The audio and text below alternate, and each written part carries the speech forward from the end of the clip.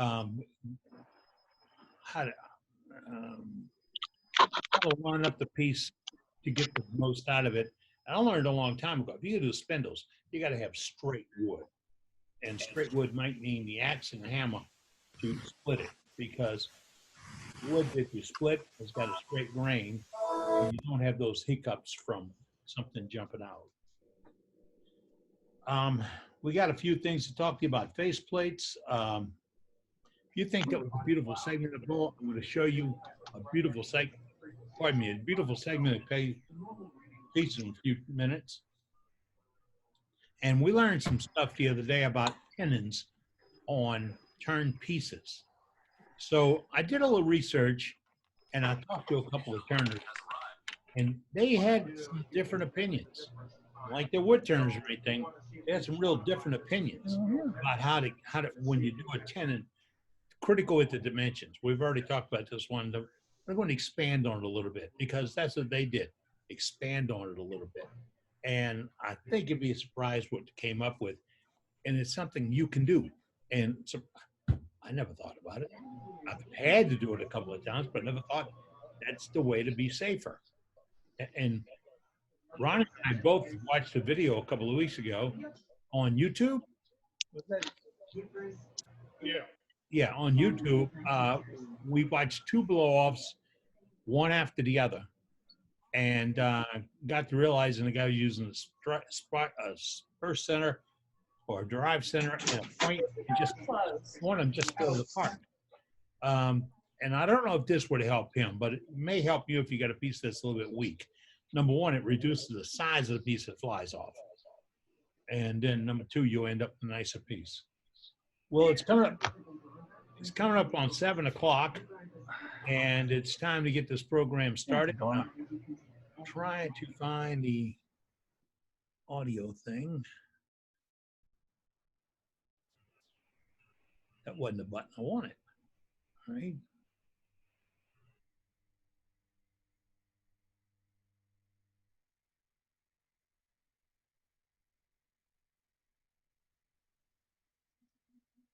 You muted yourself. I think I'm back now. All right. All right. Good evening, everybody. If you're just joining us, it is April 24th. I know the invitation was wrong. It's April 24th, 2020. We're getting together to talk about wood turning here on Worldwide Wood Turning. Nothing June else. 24th, Captain Eddie. Yes, sir. June 24th. I'm sorry. Today's June 24th. What did I? I know I screwed up on it. Does it again? I've had some You're a folks. month late. I'm a month late. You lost a month. What's in that, Eddie? Oh well, it happens that way in this world. And unfortunately, lately for me, it's happened a little bit too much. Get that? I'm still learning the buttons. All right, we've got a couple of things coming up tonight, but essentially, this is a program for you.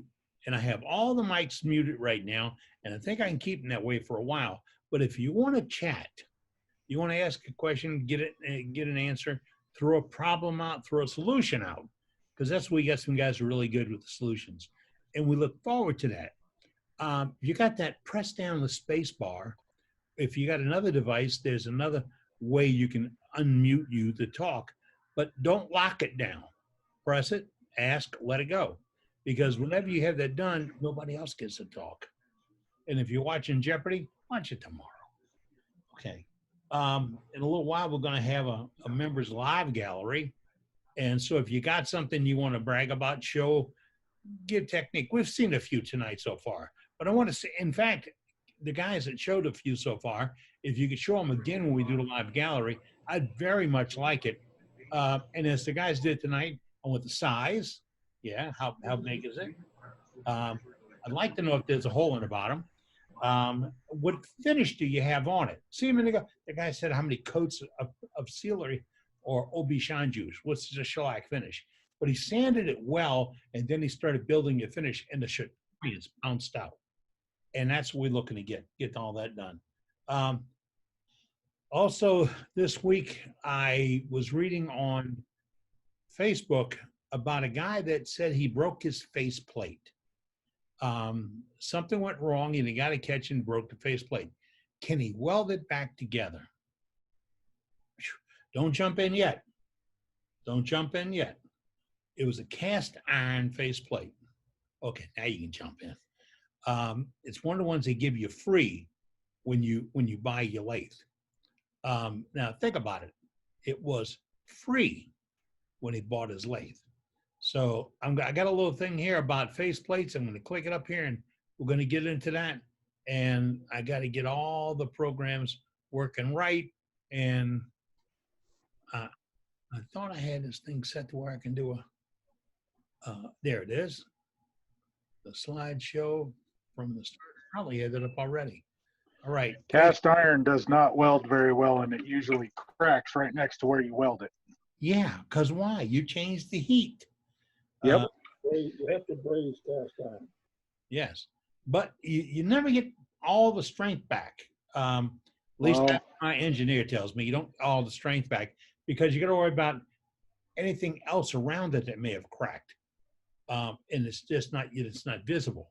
But when you heat it up to braise it, it may have expanded into that. So, but cast irons are a simple holding device. They come in cast iron, aluminum, steel plate, and shop-made wood.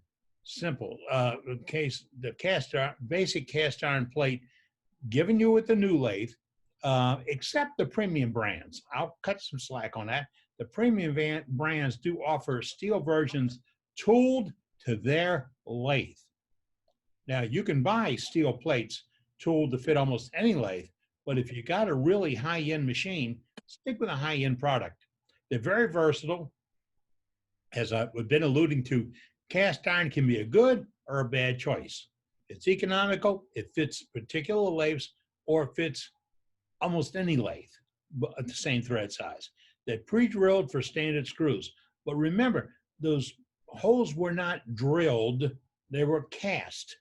So they may be of odd sizes, and the countersink may not be very defined. But you can fix that with a good bit on the slow turning drill press. And cast might not be sized for all fasteners, and it's not as flexible as some of the other ones.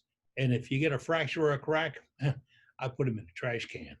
Now we got aluminum plates to look at. They're great for lighter work, and I know they work better for heavier work too. But the ones I'm using them normally a little bit lighter on the load. They're provided with excellent quality threads because those are actual threads, not a cast. They're pre-drilled for fasteners, often properly sized.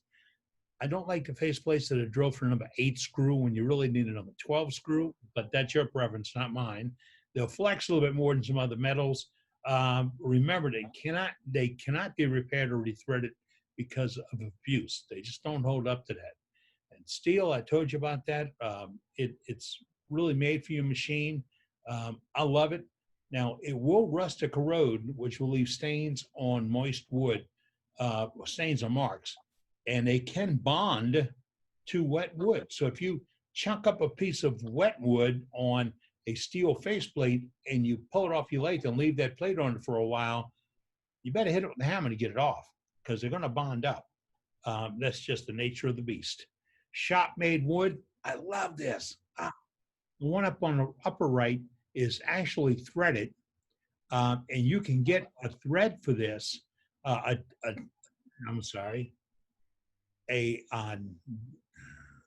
tap for this from several places to match your thread size. So if you get a 1" 8, that's easy. If you get 1 1/4 8, that's easy. Some of the exotic ones, it took me forever to find the right one for my one way, will thread up.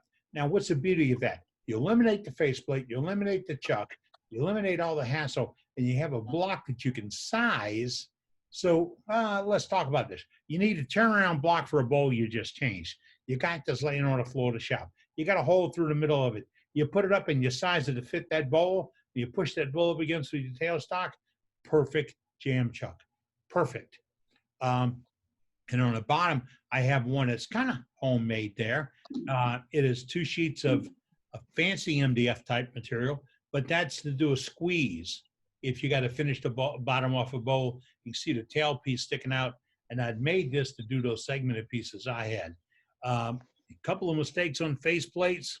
The use of low cost thread adapters, that is a no-no.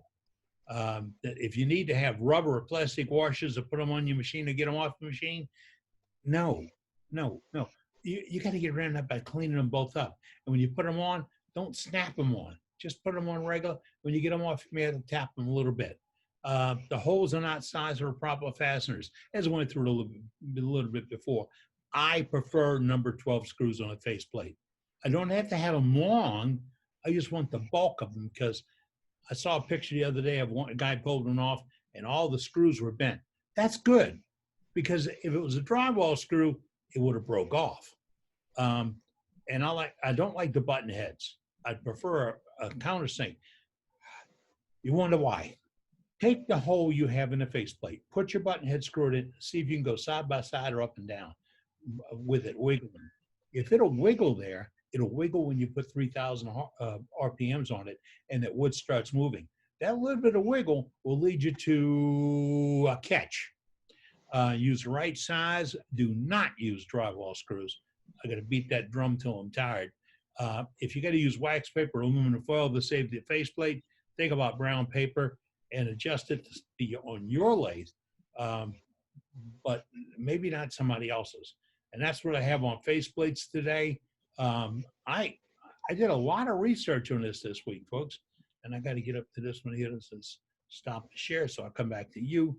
I've got a couple others prepared, but I couldn't do them all tonight. I'd have to load them and get to that, all that.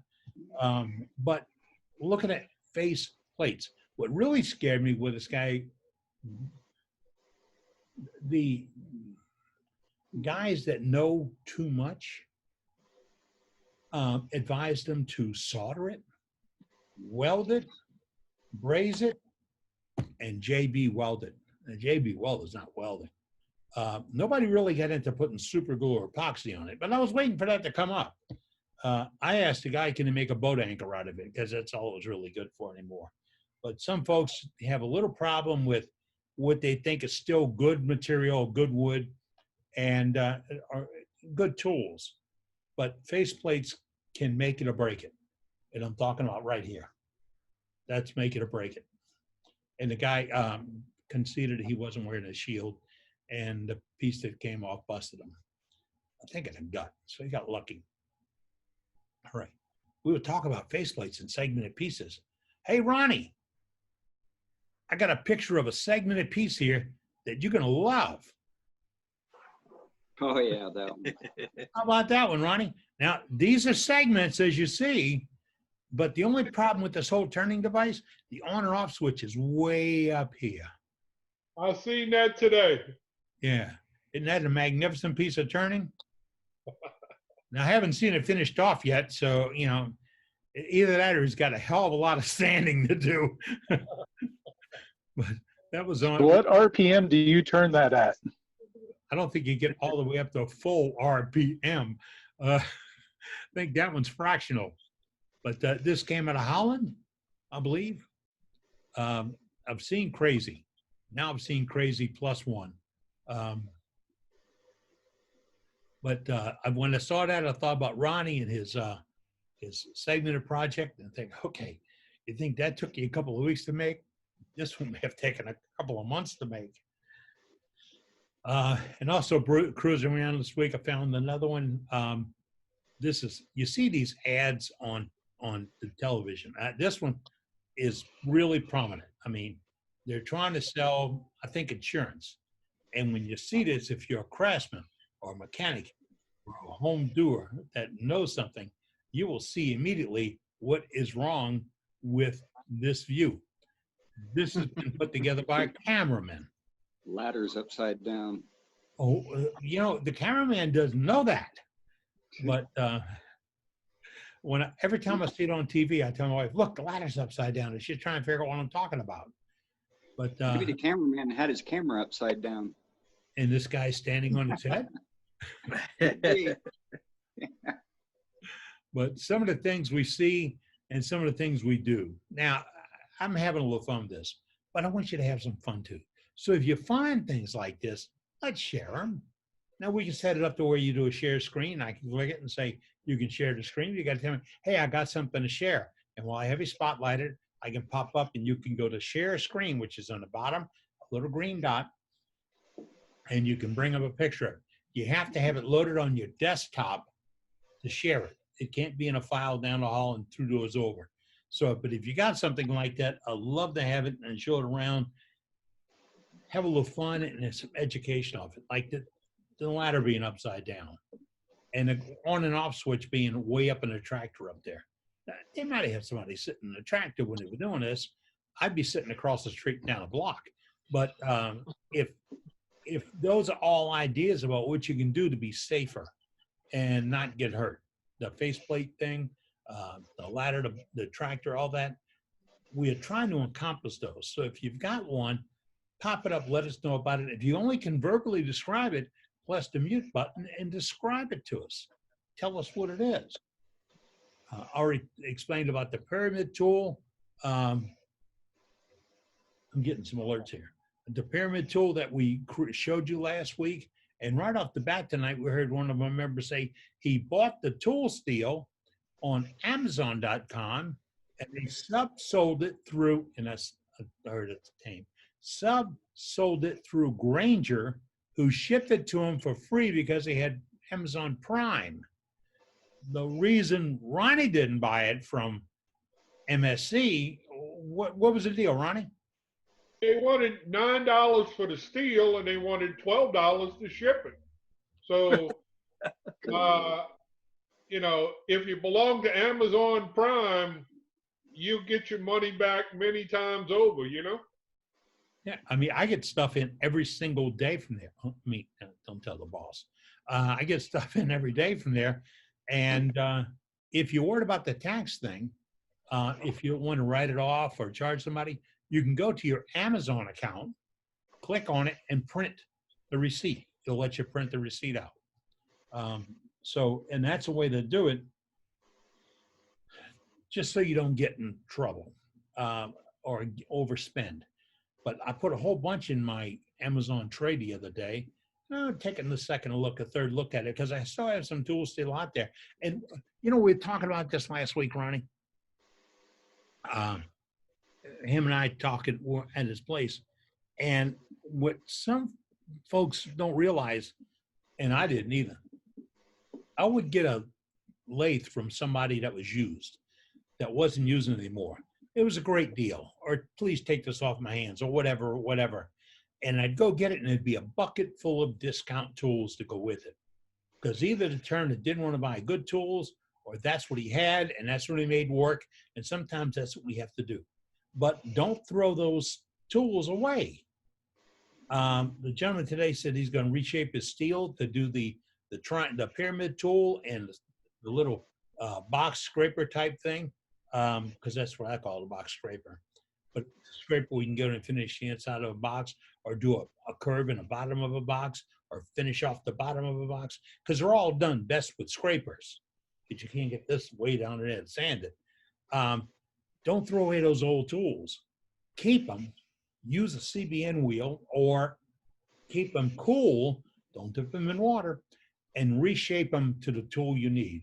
My first beating tool was a 1/2-inch scraper with the sides taken off and the groove put in the center and all sharpened. And all I did to polish it up during the day is rub on the top of it with a diamond stone to recreate that sharp edge on top. And it was a slicing monster. It really did nice beads.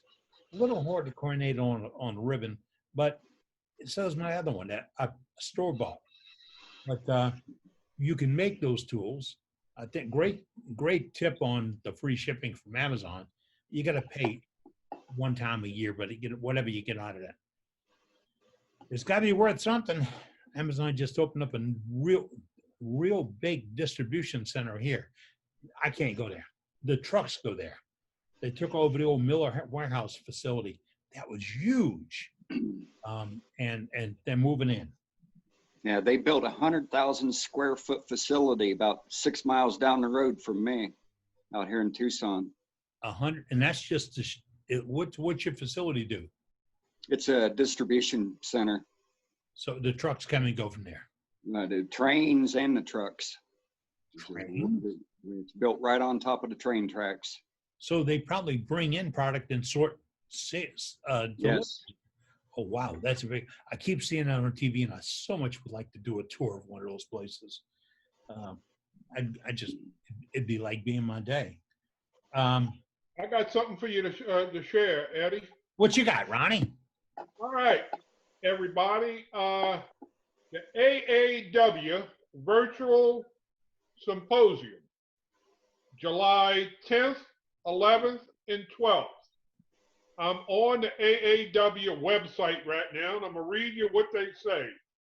The all-online event will feature live educational wood turning demonstrations, special interest sessions, panel discussions, live auctions, instant gallery, prize drawings for attendees, and a virtual trade show and more.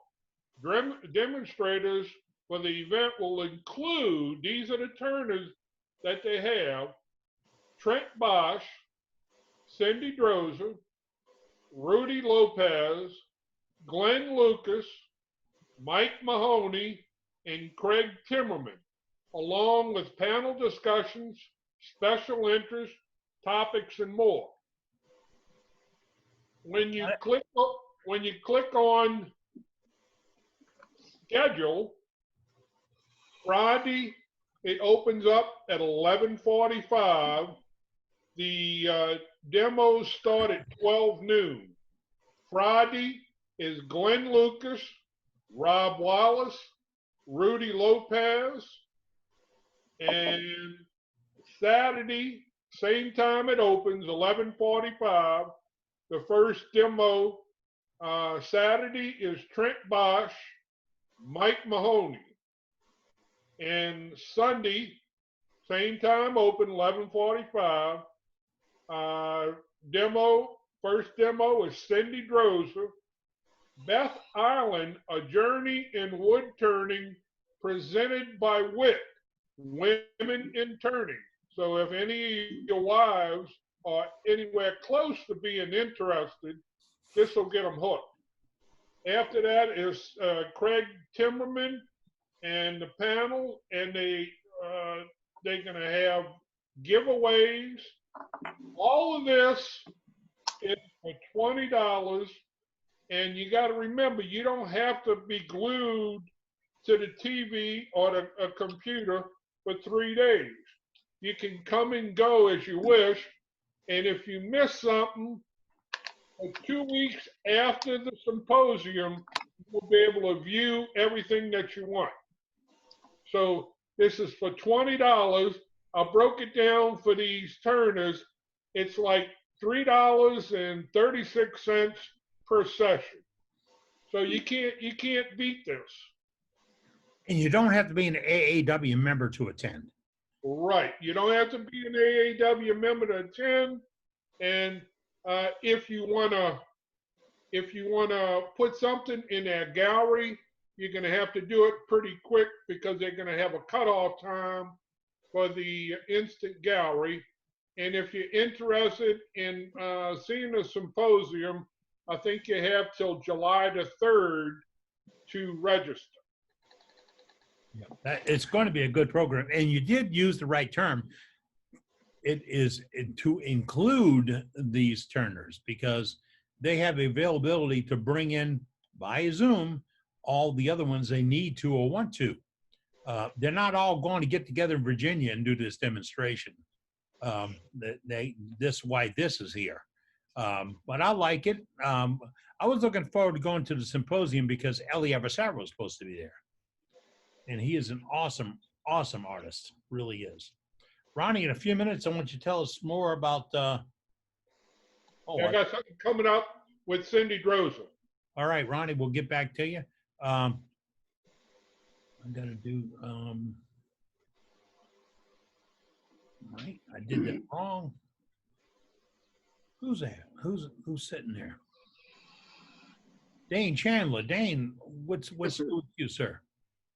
I'm sorry? I thought you had something coming up that you were waving.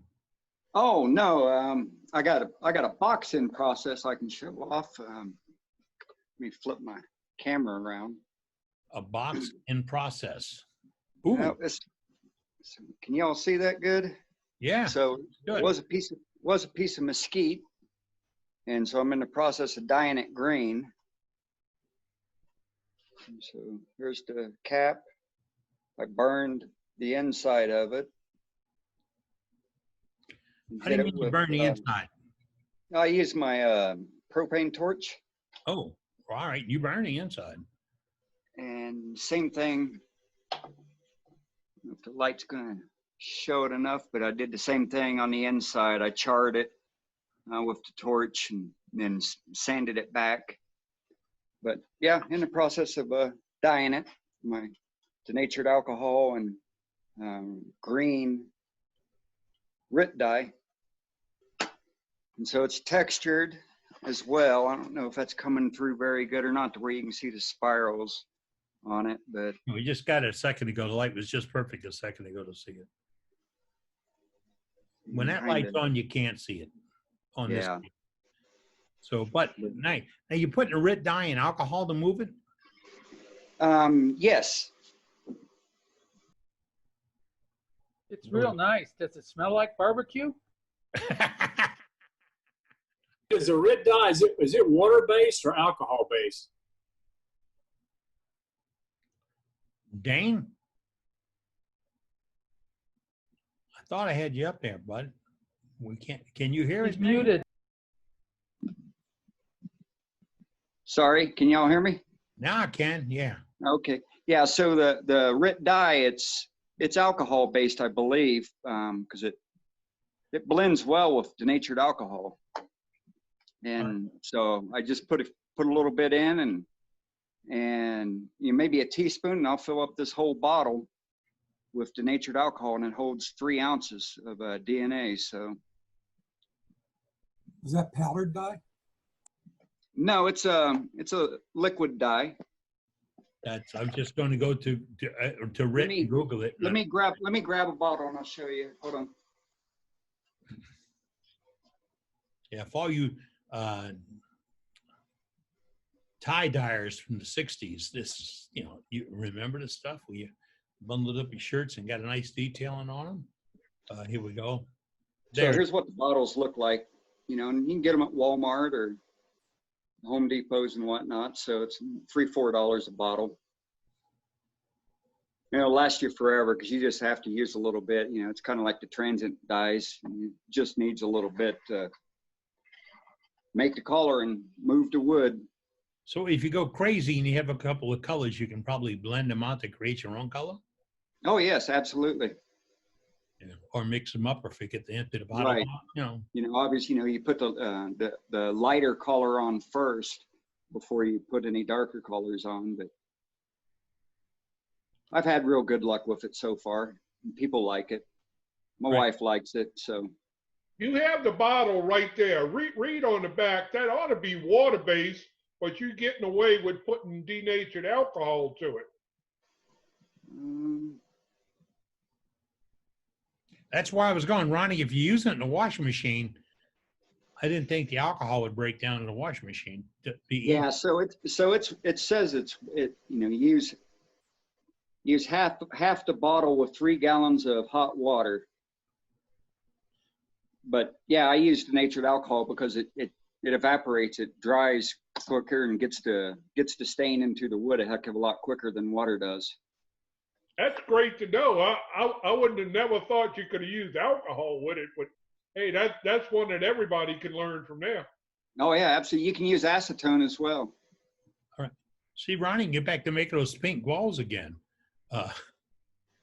Thank you, Dane. Oh, Dane- you're welcome.